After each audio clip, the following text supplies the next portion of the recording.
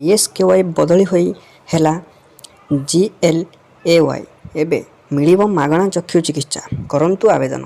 ନମସ୍କାର ଦର୍ଶକ ବନ୍ଧୁ, ରାଜ୍ୟରେ ସମସ୍ତଙ୍କୁ ମାଗଣାରେ ସର୍ବଜନୀନ ବ୍ୟାପକ ଚକ୍ଷୁ ଯତ୍ନ ସେବା ଯୋଗାଇ ଦେବା ଉଦ୍ଦେଶ୍ୟରେ ସୁରେନ୍ଦ୍ର ସାଏ ଦିବ୍ୟ ଦୃଷ୍ଟି ଯୋଜନାର ଶୁଭାରମ୍ଭ କରିଛନ୍ତି ମୋହନ ସରକାର। ଏହି ଯୋଜନା ଦ୍ୱାରା ମୋତିଆବିନ୍ଦୁ, ଗ୍ଲୋକୋମା ଓ କର୍ନିଆର ଅସୁସ୍ଥତାରେ କ୍ଷେତ୍ରରେ ଅସ୍ତ୍ରୋପଚାର ଓ ମାଗଣା ଚକ୍ଷୁ ବଣ୍ଟନ ପରି ଉପଯୁକ୍ତ ହସ୍ତକ୍ଷେପ ପାଇଁ ବିଭିନ୍ନ ବୟସ ବର୍ଗର ଚକ୍ଷୁ ପରୀକ୍ଷା କରାଯିବ। ଏହି ଯୋଜନାରେ 45 କୋଟି ଟଙ୍କା ବ୍ୟୟ ବାବଦରେ ପ୍ରସ୍ତାବ କରାଯାଇଛି।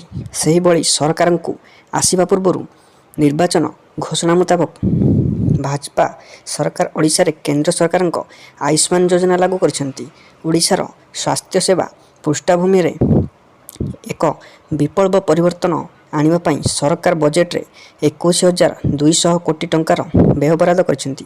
ଏହି ବଜେଟରେ ଆୟୁଷ୍ମାନ ଭାରତ ପ୍ରଧାନମନ୍ତ୍ରୀ ଜନ ଆରୋଗ୍ୟ ଯୋଜନା ପାଇଁ 500 କୋଟି ଟଙ୍କା ଏବଂ ଗୋପବନ୍ଧୁ ଜନ ଆରୋଗ୍ୟ ଯୋଜନା ପାଇଁ 3,056 କୋଟି ଟଙ୍କାର ବ୍ୟୟ ବରାଦର ପ୍ରସ୍ତାବ ରହିଛି। ସେହିଭଳି ଲୋକମାନଙ୍କୁ ସହଜରେ ମାଗଣା ଔଷଧ, ବ୍ୟାପକ ନିଦାନ ସେବା ଏବଂ ବିଶେଷଜ୍ଞ ଓ ସୁପର ସ୍ପେଶାଲିଷ୍ଟ ସେବା ତଥା ବ୍ୟାପକ ପ୍ରାଥମିକ ଚିକିତ୍ସା ସୁବିଧା ପ୍ରଦାନ କରାଯିବ।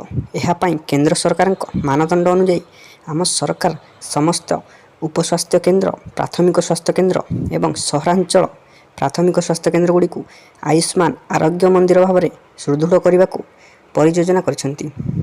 ଏହି ଆୟୁଷ୍ମାନ ଆରୋଗ୍ୟ ମନ୍ଦିର ଗୁଡ଼ିକ ଇ-ସଞ୍ଜୀବନୀ ନେଟୱାର୍କ ମାଧ୍ୟମରେ ଜିଲ୍ଲା ମୁଖ୍ୟ ଚିକିତ୍ସାଳୟ, ମେଡ଼ିକାଲ କଲେଜ ଓ ହସ୍ପିଟାଲ ଏବଂ ଏମ୍ସ ସମେତ ଅନ୍ୟ ସୁପର ସ୍ପେଶାଲିଷ୍ଟ ହସ୍ପିଟାଲର ବିଶେଷଜ୍ଞ ଏବଂ ସୁପର ସ୍ପେଶାଲିଷ୍ଟ ଡାକ୍ତରମାନଙ୍କ ସହିତ ସଂଯୁକ୍ତ କରାଯିବ।